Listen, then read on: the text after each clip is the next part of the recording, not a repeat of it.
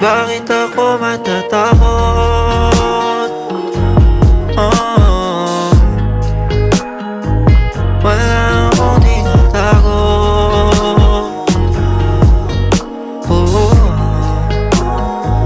kaya ba't ako matatakot?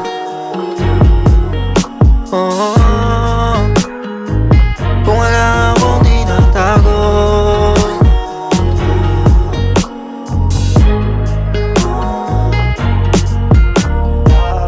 Bakit?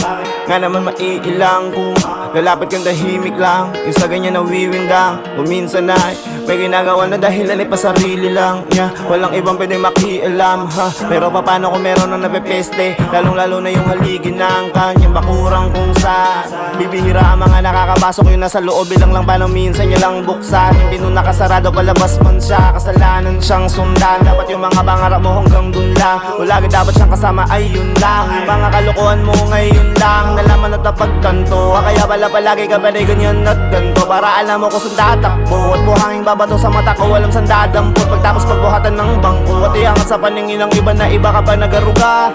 Tas malaman ko na ginagaga mo kumuha sa mukha. Hindi na Bakit ako matatakot? Oh, wala akong tinatakot. Oh, kaya ba't ako matatakot? Oh, kung wala akong tinatakot.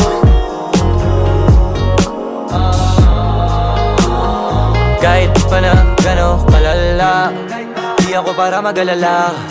Kahit pa saan makarating, alam kong wala kong ginawa. Yoko na masyado mag-isip, ikaw na lang bahala magdala.